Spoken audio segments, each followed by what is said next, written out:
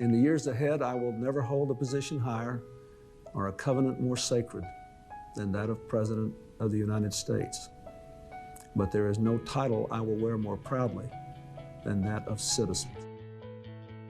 I think I should spend the rest of my life trying to give other people the same set of life chances that I had. At 11 a.m., the party officially begins to help welcome the former president to his new neighborhood. They will officially open today. Former President Clinton is joining the war on AIDS. I want young people to want to see not only what I did with my life, but to see what they could do with their lives. It's a brand new day in America's schools. Kids now are eating differently and find it to be fun. President Clinton has created a forum where we can come together and share our ideas and our innovation. I believe the next 30 years can be the time of greatest discovery and possibility and creativity the world has ever known. Changing the world for the better isn't just someone else's business, it's really up to all of us. I'm pleased that President George W. Bush and President Bill Clinton have agreed to lead a major fundraising effort for relief, the Clinton-Bush Haiti Fund. Climate change and the consequences of it are profoundly important now in the Caribbean. An actual space where kids can come with their families while they're doing their laundry, borrow books from the library, and we hope that really helps build kids' brains. This is the most interdependent age in human history, and that's going to take enormous amounts of leadership in every sector. In America, more than 130 people die from an opioid overdose every single day. This is a national health crisis, and more must be done. Building a resilient future is not just about preparing for emergencies, it's about reducing the severity of future hits. Thank you for preparing and delivering the life-sustaining foods you all are a part of. Thank you for being compassionate. Regardless of what you do, regardless of how much money you have or don't have, how are you going to do it? You have to believe in possibility. You have to cultivate a culture of possibility. But only if we embrace our common humanity over our interesting differences and get up tomorrow knowing good people committed to creative cooperation have almost unlimited positive impact to help people today and give our kids better tomorrows.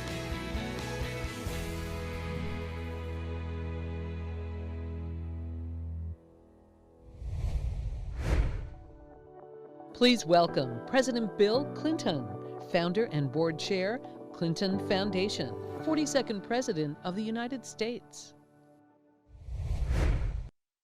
Good evening, and thanks to all of you for joining us to celebrate 20 years of impact at the Clinton Foundation.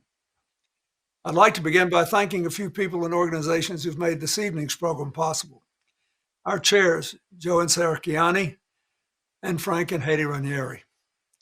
Our vice chairs, James Atwood and Leslie Williams, Rolando and Monica Gonzalez-Munster, Jay and Mindy Jacobs, Marco Massotti and Tracy Stein, Larry and Nancy Roth, and the American Beverage Association. And I'd like to acknowledge in advance our honorees, Dr. Kizzmekia Corbett and Secretary Alexis Herman, the designers of the new Clinton Global Citizen Award, our longtime friend Donna Caron and Urban Zen, and our wonderful performers, Afro Blue from Howard University. Finally, I'd like to thank every one of you for your support for the Clinton Foundation. Whether tonight is your first engagement with the foundation or you've been with us from the very beginning, or you found us along the way, I'm deeply grateful. It's hard to believe it's been 20 years now since I left the White House and began my work with the Clinton Foundation. It's by far the longest tenured job I have ever held. I've been fortunate to have enjoyed every phase of my life, but these last 2 decades have been especially rewarding. Since the foundation first opened our doors in Harlem in 2001, we've worked to fill the gaps between what the public sector can provide and the private sector can produce, while figuring out how to solve problems faster, better, at lower cost. Almost always, The best way to do that has been by bringing together diverse partners with different sets of skills, experiences, resources, even opinions, in what I like to call networks of creative cooperation. With partnership as our guiding principle, we've launched programs that have now helped more than 21 million people around the world access life-saving HIV/AIDS treatment, created healthier learning environments for more than 30 million children who are eating better and moving more here in the U.S., built a community of change makers whose commitments to actions have improved the lives of more than 430 million people in 180 countries through CGI and its working groups. Along the way, we've constantly evaluated and reevaluated our programs to determine what approaches work best. And over the last 15 months, as America and the world have faced unprecedented challenges, we've had to lean on all the lessons we've learned through the years to quickly address the most critical needs and support those most heavily affected. From distributing more than 700,000 nutritious meals through the Clinton Presidential Center to people in Central Arkansas, people who otherwise would have gone hungry, to providing resources to parents and caregivers so that their young children could learn and grow at home, to supporting those with substance abuse disorders as they continue to cope with them, along with the additional challenges of living through a pandemic. Through it all, we've heard the same thing from our partners. The foundation does have a unique ability to bring people together to make a difference. That's why, as we look ahead to the foundation's next 20 years, we're sharpening our focus on partnership building across all the programs. It's also why, given the effectiveness of our nimble, action-oriented CGI model, we will be building out a stronger, enhanced CGI program, allowing us to be more agile and take on specific, urgent challenges as they arise. This work has already begun in our ongoing efforts to address the overdose crisis, respond to disasters, and build climate resilience in the Caribbean, and most recently, to promote an inclusive economic recovery here in America. And we're continuing to expand the year-round work of CGIU, our program for college and graduate students that has already helped more than 10,000 young leaders turn their ideas into action across America and around the world. Your support tonight will help us continue all this important work and to respond to unforeseen challenges that arise in the future. As we finally begin to come out on the other side of a long, dark year, we need to remind ourselves that our work is only just beginning. The pandemic revealed anew just how far we have to go here in America to build a society where everyone is truly valued and opportunities and responsibilities are fairly shared. A lot of other places have to take that same journey too. So take a deep breath. You deserve it. Then let's get to work building the kind of world we owe to our children, our grandchildren, and to each other.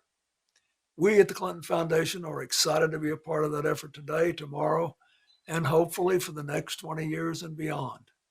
And we are so very grateful to you for being part of it too. Thank you, and enjoy the evening.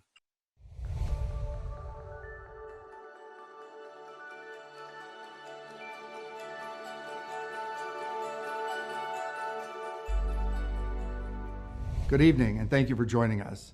I really wish we could be together in person, and all of us here at the Clinton Foundation are looking forward to being with you again soon. As you just heard from President Clinton, we are so grateful for your support over the past 20 years and the impact we have made together. But we're not done. True to our mission, we will keep putting people first, but we need your help to do so. I invite you to click the Make an Impact button on the bottom of your screen and make a contribution during the program. Your gift will help fuel the next 20 years of impact and beyond.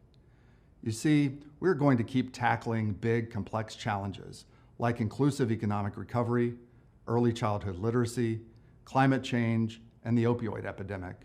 And we will keep inspiring future leaders to innovate and turn their ideas into action. Everything we do at the Clinton Foundation is made possible because of your generous support. So please consider making a special gift this evening. Up next, you'll hear from Chelsea Clinton and Dr. Kizzmekia Corbett, an accomplished viral immunologist at the National Institutes of Health and one of tonight's Distinguished Award recipients. Enjoy the program.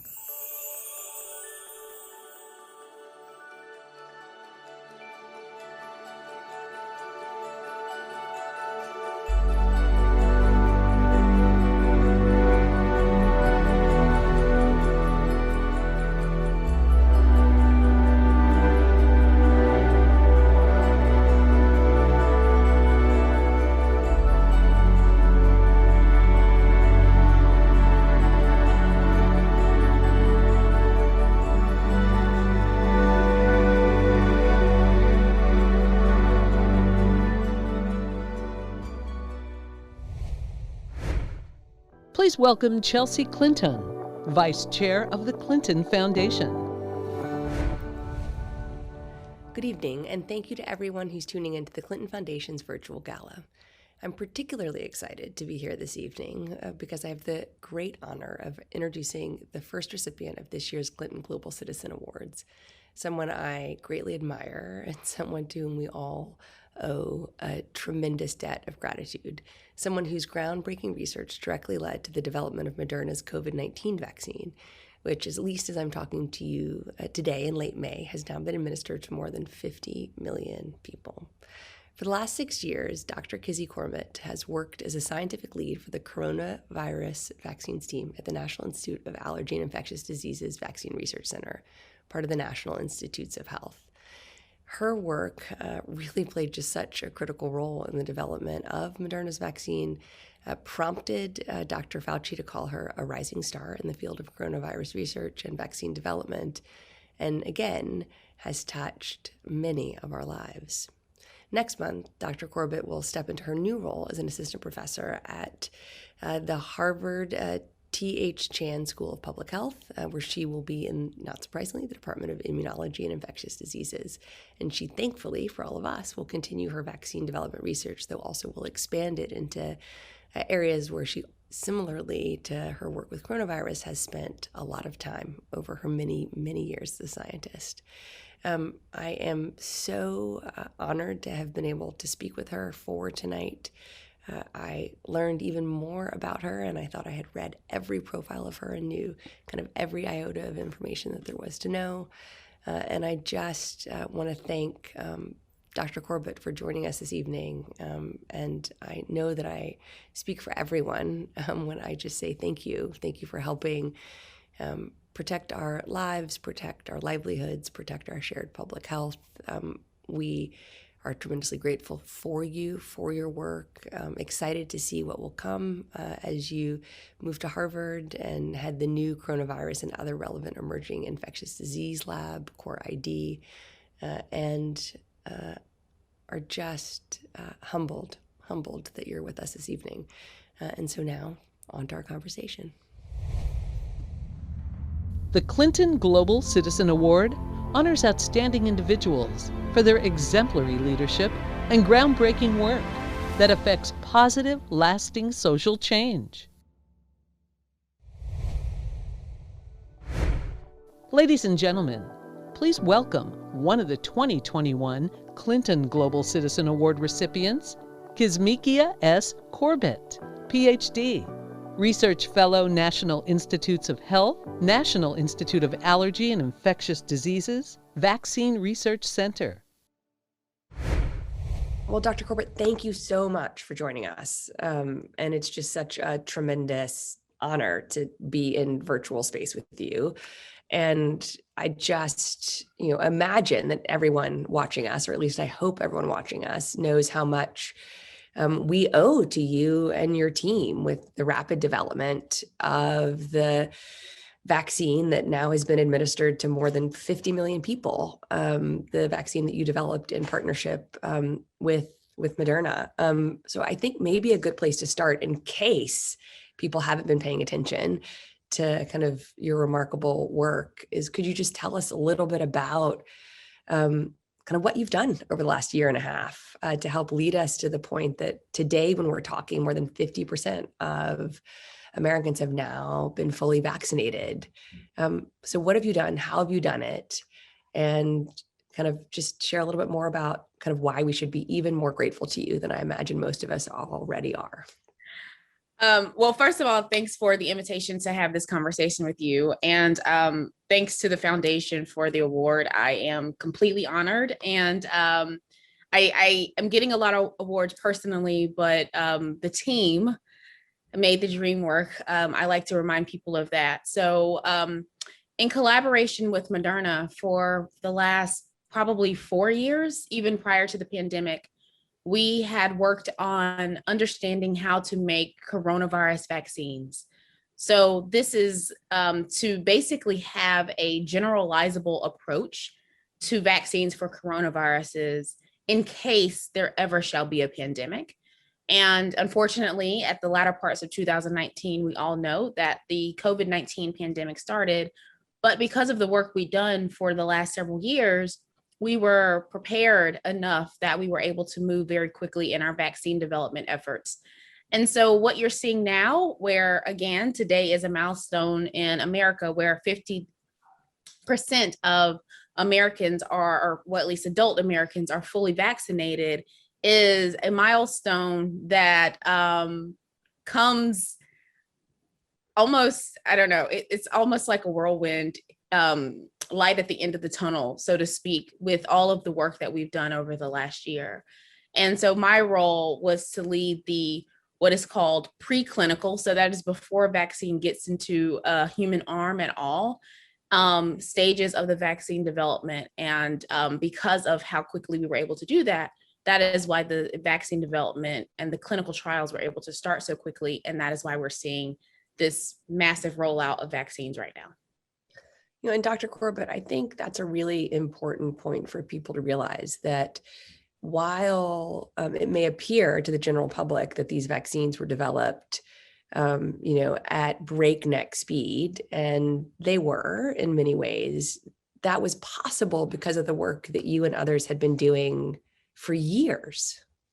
Yes, that is certainly possible because of the work that we and others actually around the world had been doing for years, actually predating even me getting a PhD for upwards of 15 or 20 years. The science has kind of compounded upon each other to what is this glory moment. And I agree, it is important for people to know that for two real reasons. I mean, you know this because your dad actually, his administration actually was the administration that erected the Vaccine Research Center. But for the reasons of understanding just how important putting money into basic research is, and how basic research that sometimes we don't necessarily see what the translation to it is to actual human health, how it all compounds on each other to make these types of transformational events happen in biomedical research. And then secondly, because there are so many other viruses that this could have been. And we, in so many ways, lucked up with it being a coronavirus. If it had been, for example, Bunia virus or something like that, we may not have been as lucky to be able to have a vaccine this quickly. And so, and it also speaks to what is really scary from a lay perspective around what is considered rapid development of a vaccine. And it speaks to just the organizational effort that goes behind this, both in this moment and also prior to the pandemic. Tonight, we're honoring you, with our Clinton Global Citizen Award, which we're so honored to be able to do. And, as the name implies, it very much is focused on kind of honoring people whose work has had a global impact. And we know that our ability as Americans to be able to truly move forward from COVID-19 is ensuring that the world is vaccinated. And I have spent time and spilled quite a bit of ink and used a lot of oxygen and expressing kind of what I think we need to be doing to ensuring that, we have real equitable, distribution of vaccines and kind of scaling up manufacturing capabilities, kind of scaling up support for vaccinators around the world. But I'm curious, like, what is your perspective on how do we scale up kind of the ability of there to be more Dr. Corbett's in more places around the world? Like, what should our work in helping to support the development of future vaccine scientists look like globally? Not even, there are the people, but then there are also the enterprises, right? One could beg to say that probably because of what was your dad's vision for the VRC is the reason why all of this is happening right now.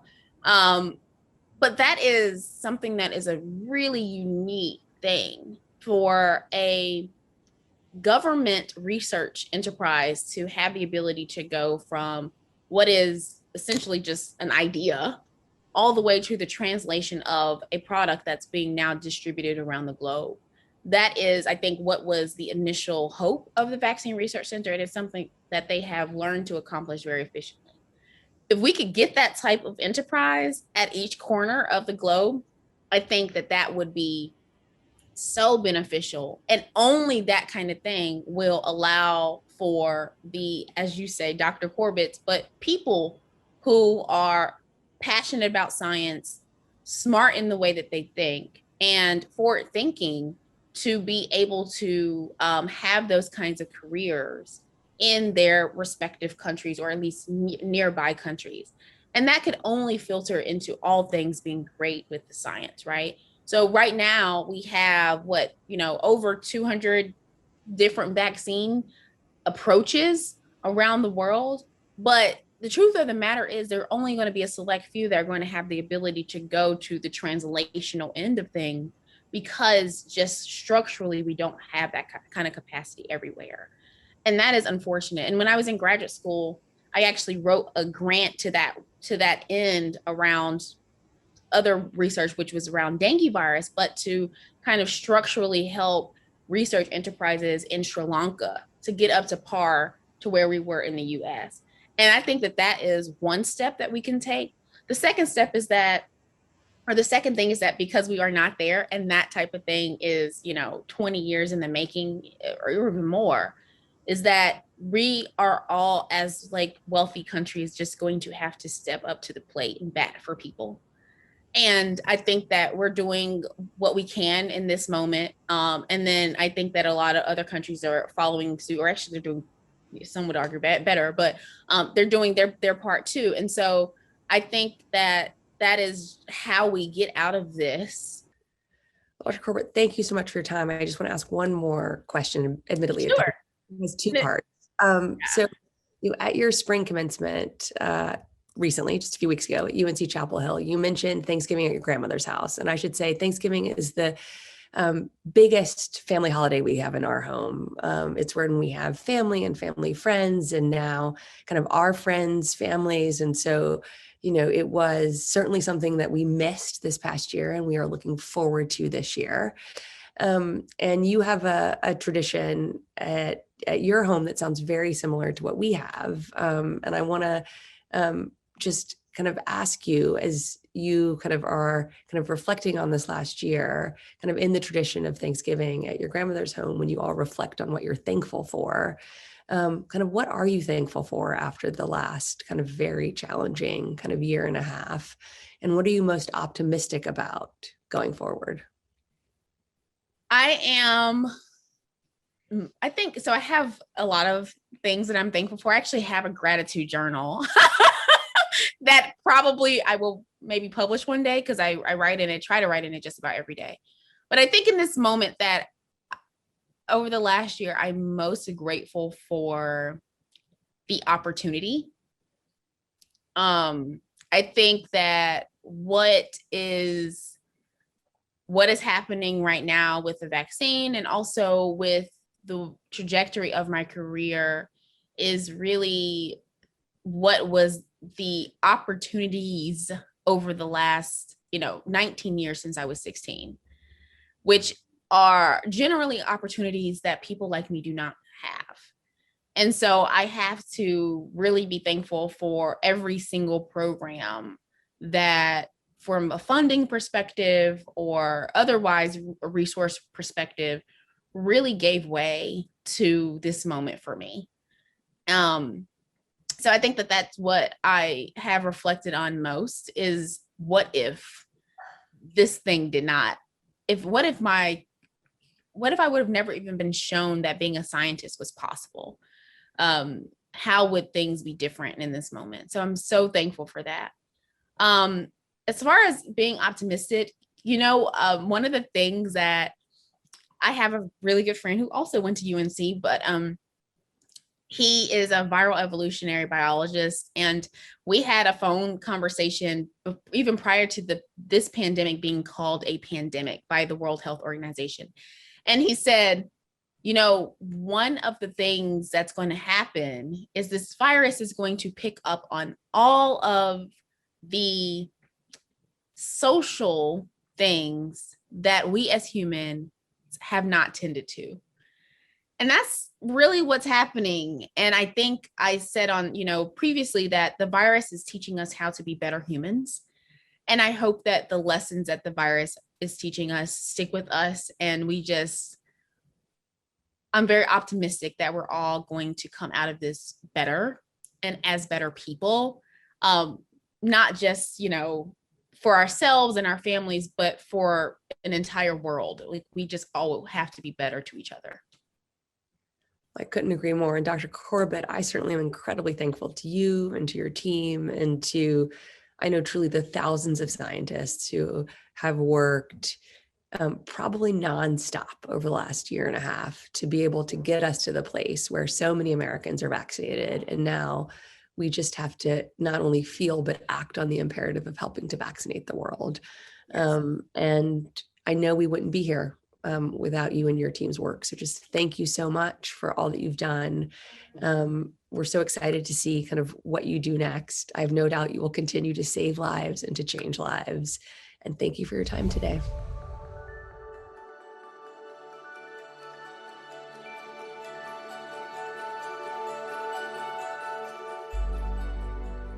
There will never be a time, if you live to be 300 years old, that there will be no problems on earth.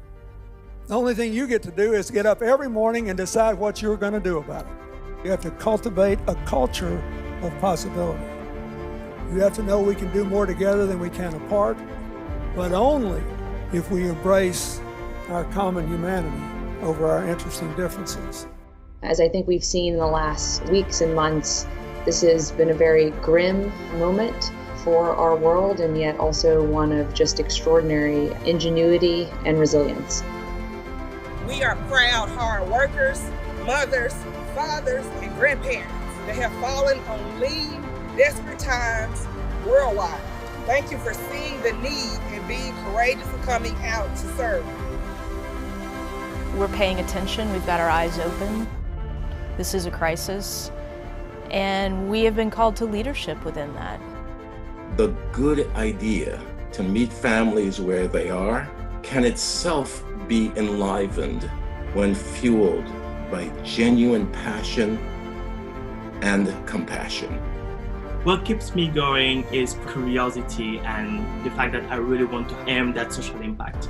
And a lot of other people are actually facing the same issue that I'm facing. And if I have the resources right now to deal with it, I would just go for it. I believe cooperation works better than conflict. I believe over the long run, in an interdependent world full of vast opportunities and profound challenges, I think we need all hands on deck.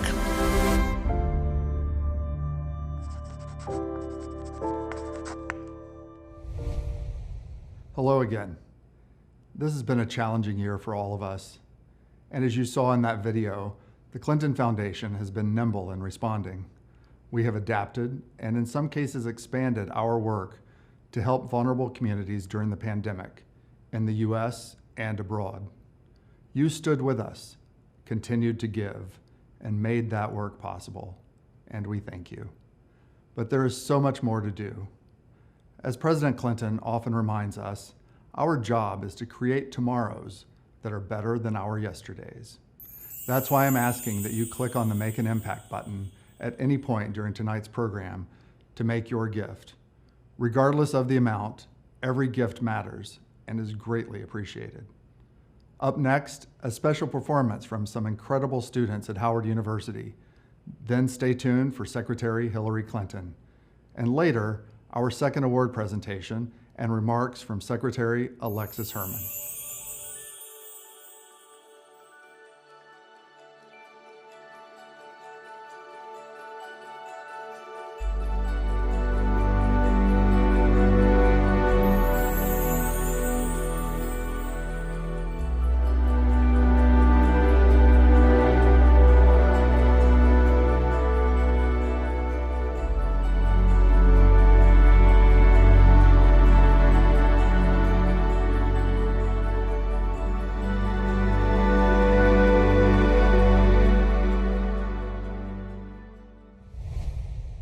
In recognition of our recent partnership with Howard University, please welcome a special performance by Afro Blue, Howard University's premier vocal jazz ensemble.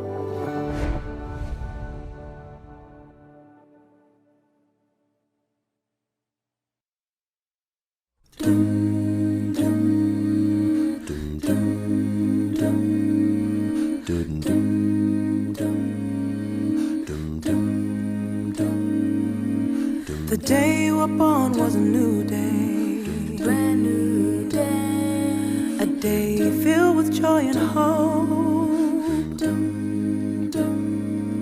A new life had just begun,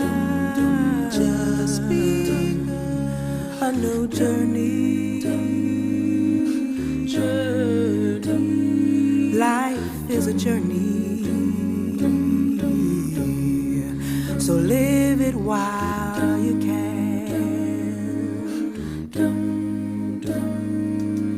The years you grow up go by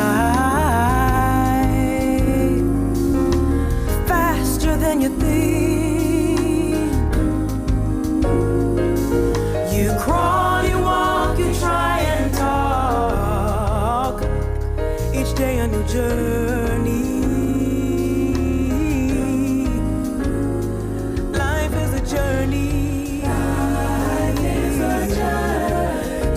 Live it while you can.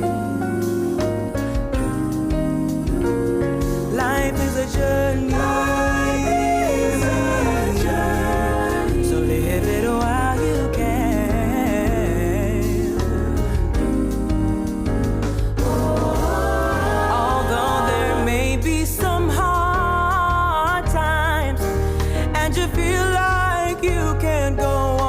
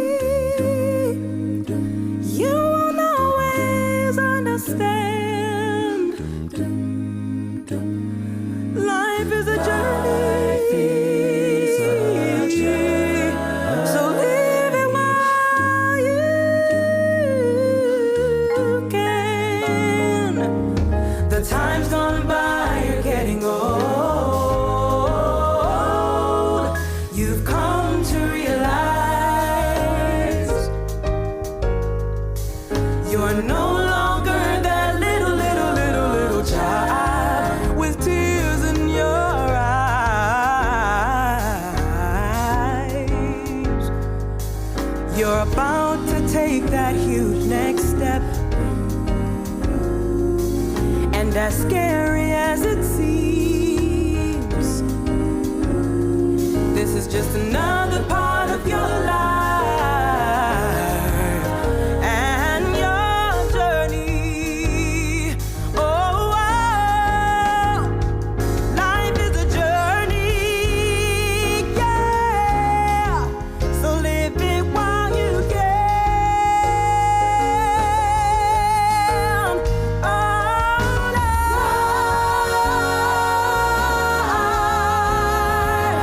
Live it while you can.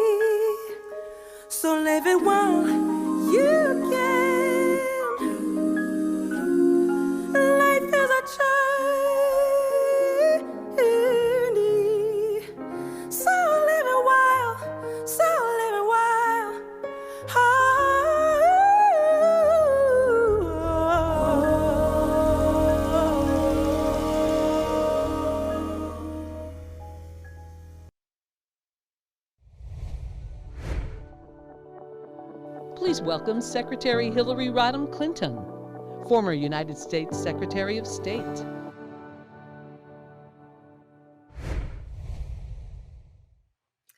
Good evening, everyone.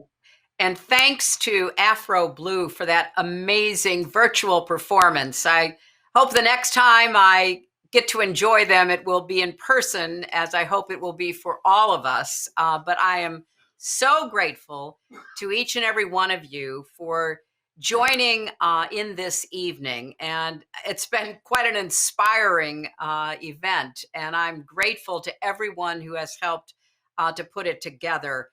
And I'm thrilled to join Bill and Chelsea and all of you in honoring both Dr. Corbett and Secretary Alexis Herman for their extraordinary work as we celebrate 20 years of the Clinton Foundation.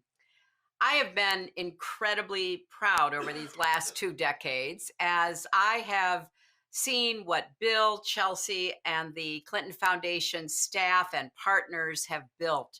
So many programs from the ground up that have improved hundreds of millions of lives. And I would argue have really transformed the way that the world approaches philanthropy. Because from its earliest days, the foundation has been unafraid to tackle seemingly impossible challenges. And because of that, they've pioneered new approaches and united diverse partners together in common causes.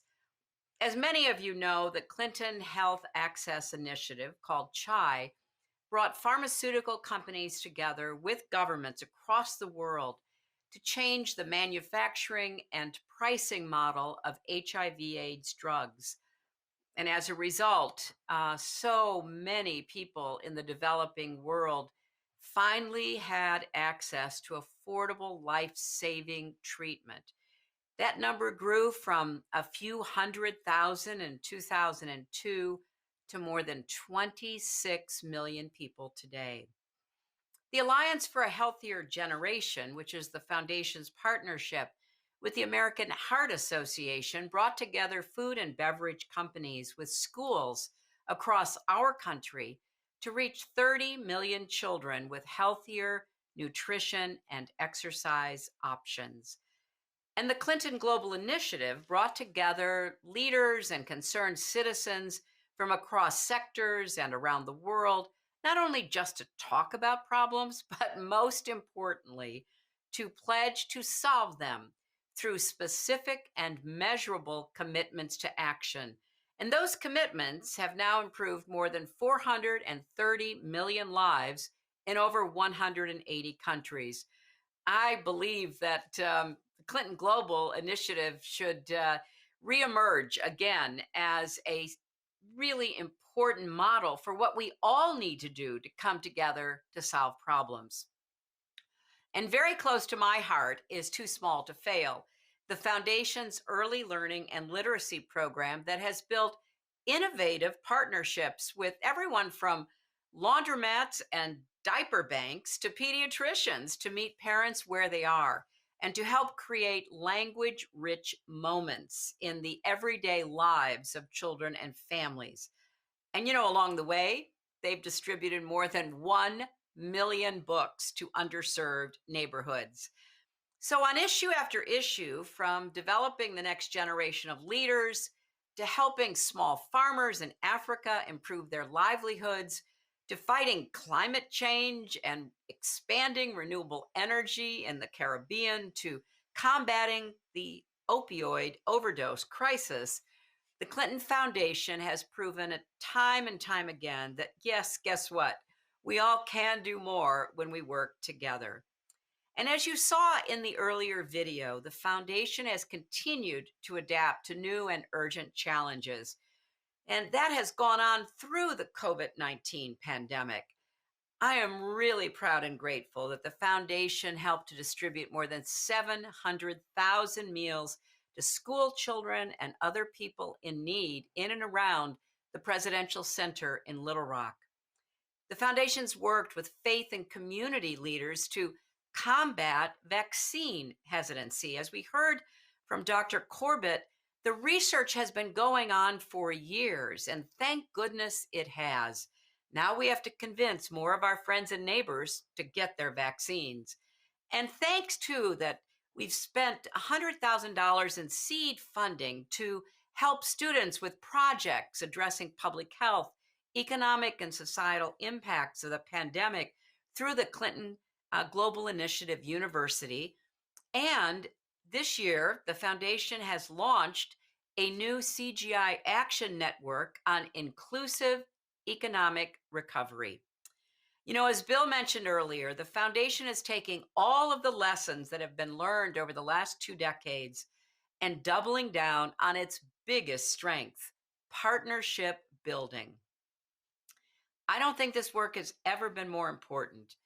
We have to show that we can work together, that what divides us is not nearly as important as what can unite us around common challenges and common causes. So I am deeply grateful to each and every one of you for your support for the foundation, because through your support, you are committed to building a better, juster, more inclusive world. Thank you all very much.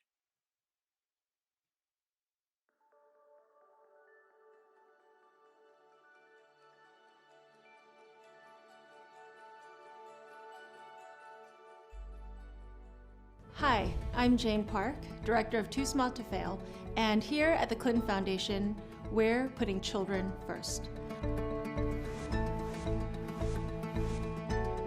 We're working to address a serious and complex challenge. More than half of our nation's children are unprepared for kindergarten, and they're lagging behind in language and literacy skills they need to succeed in school and in life. So, how are we putting our nation's children first? From the moment children are born, every conversation, every story, every song and hug parents share with them matters. So she can learn it too. It's our favorite thing to do. Every day, we work with a wide range of trusted partners to share this important message far and wide and provide families with tools to help them talk, read, and sing with their children just during the daily moments they share together.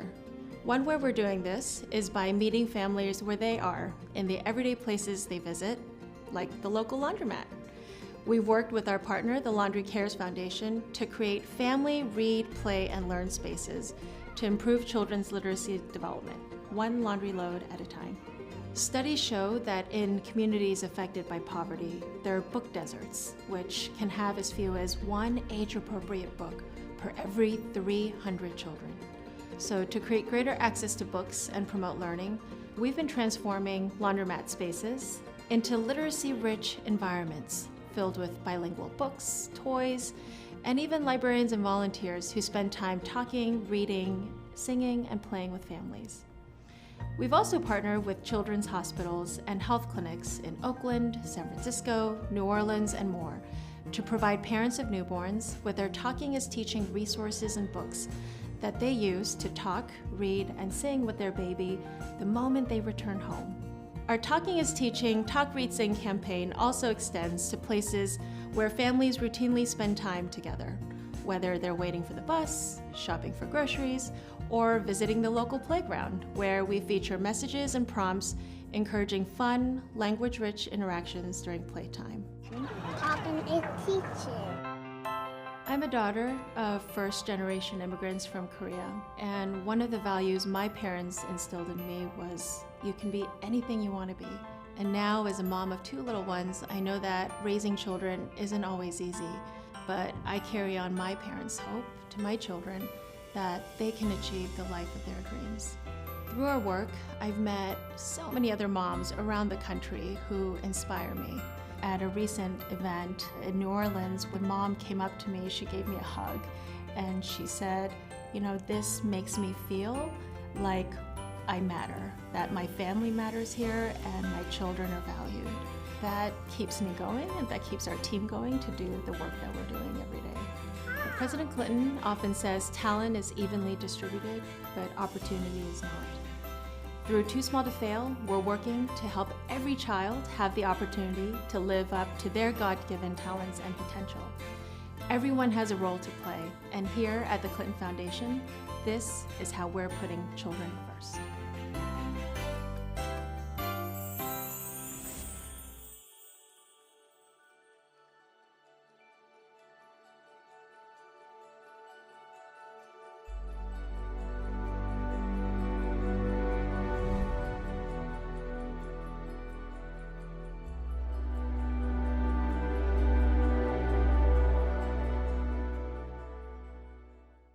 It's a great honor to present the 2021 Clinton Global Citizen Award for Leadership in Public Service to a great friend of Hillary's and mine, and one of the finest cabinet secretaries America's ever had. Alexis Herman has spent a lifetime breaking down barriers, opening doors, and expanding the circle of opportunity for all Americans. Her trailblazing work began before she even finished high school, when she was expelled for challenging segregation in the parochial school system in her hometown of Mobile, Alabama. Her expulsion eventually was overturned, but it was clear that from a young age, Alexis had the courage of her convictions and would stand up for what's right. After graduating from Xavier University in New Orleans and beginning her career as a social worker, Alexis became involved in groundbreaking efforts to study the experiences of Black women in corporate America.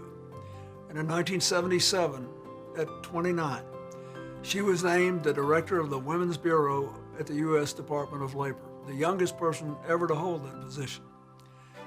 When her tenure came to a close at the end of the Carter administration, she started her own firm to advise corporations on more diverse and inclusive hiring practices. All the while, she grew increasingly involved in politics and eventually became Chief of Staff at the Democratic National Committee and CEO of the 1992 Democratic Convention. That was pretty important to me at the time. Alexis was masterful at bringing together broad coalitions around positive, forward-looking, shared goals. And after I was elected, I asked her to help in my administration that truly looked like America and truly represented America. After I took office, I named her director of the White House Public Liaison Office. She worked tirelessly there to ensure that the many diverse voices of our American family were heard and valued. And after 4 years of service in the White House, I was proud to nominate her as Secretary of Labor, making her the first Black American to hold that position. It's been a long road to the Rose Garden, and it didn't come easy. In fact, I'm reminded of the actor who said when he finally made it big, it took me 20 years to get here, to become an overnight success. Well, it has taken us more than a few years to be here today, but we are here. For Alexis, the job was personal. She knew firsthand how it felt to be turned down from jobs because of who you are and what you look like, to be locked out of opportunity. So she worked to create an inclusive economy where more people could share in America's prosperity, where workers had the skills and opportunities to get good jobs with rising incomes, strong protections against discrimination and dangerous working conditions, and a growing ability to balance work and family. Since leaving that office, she has continued her important work with major corporations to advance diversity, equity, and inclusion throughout their organizations. And she devotes her time and energy to developing the next generation of leaders, including now as chair of the advisory committee for the Presidential Leadership Scholars, the program President Bush and I started with our presidential libraries and others. In this watershed moment, when we have a real chance to reimagine what our future will look like, what our society, our economy will look like, and how we're going to relate to one another, there's an awful lot we can learn from Alexis's life and example. From the segregated classrooms of Mobile, to the White House, to the Department of Labor, to corporate boardrooms, to her work to help in the aftermath of Hurricane Katrina, and now with the Presidential Leadership Scholars. Alexis Herman, as long as I've known her, has believed that America can succeed only if all our people have the same chances to succeed. And she's given a life to achieving that goal. For that, there is absolutely no more fitting recipient of the 2021 Clinton Global Citizen Award for Leadership in Public Service.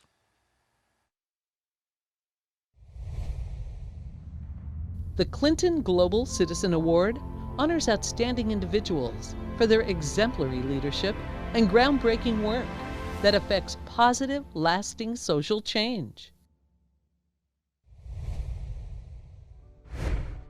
Ladies and gentlemen, please welcome one of the 2021 Clinton Global Citizen Award recipients, the Honorable Alexis M. Herman.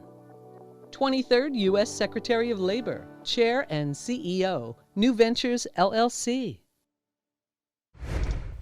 Thank you, President Clinton, for that amazing introduction. Listening to you and taking me all the way back to high school certainly makes me feel older than I will ever acknowledge tonight.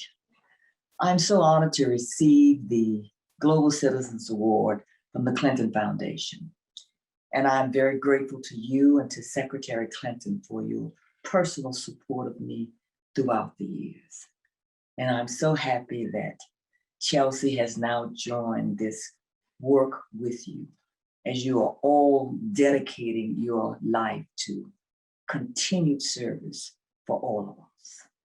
You know, President Clinton, when you said that all the way back in high school, that I had to understand that if I wanted to make a difference, if I wanted to change lives for the better, that I had to step up and take risks.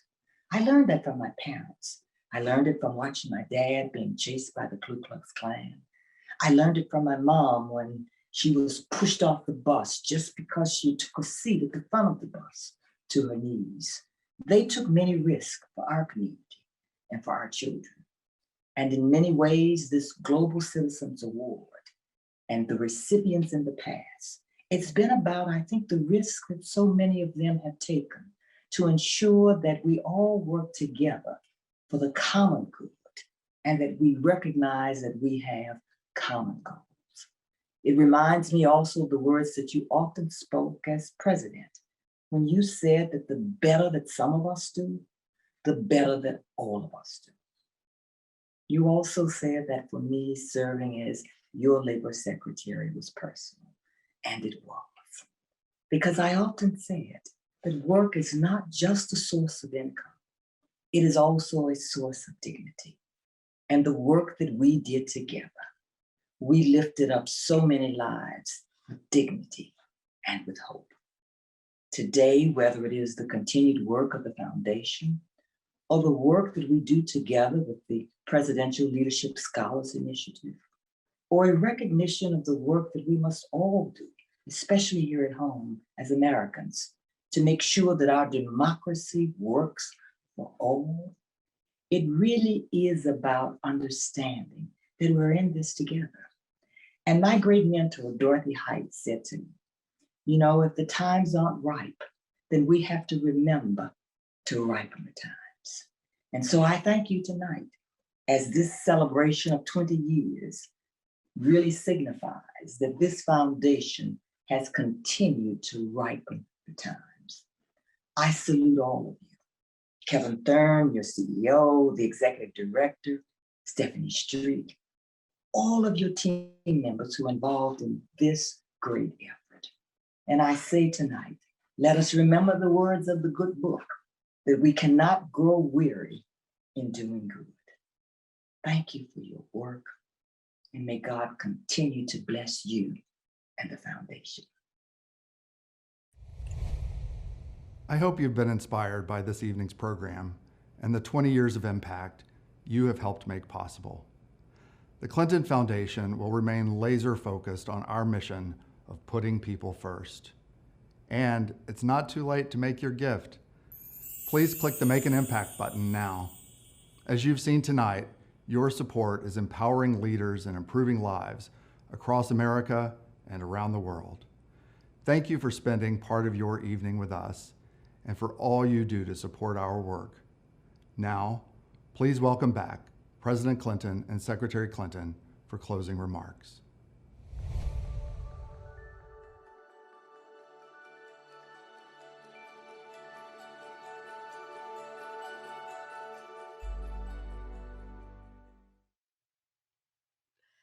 Well, this has been an incredible evening for us as we got to reminisce and think back to what has been accomplished the last 20 years, and particularly a number of the people who have been at the forefront of making those changes and supporting the work of the foundation. So again, we are grateful to you for your support, and we hope you will join with us as we try to continue to make a difference here at home and around the world.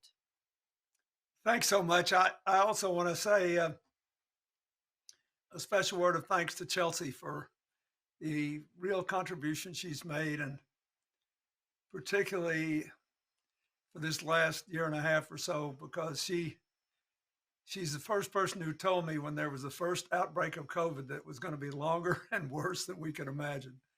And she's been a real trooper through this whole thing, and I'm very grateful to her and for all of you who stayed with us. You know, we got through this whole year with our people working from home, and we didn't have to lay people off. We didn't have to cut their pay in half.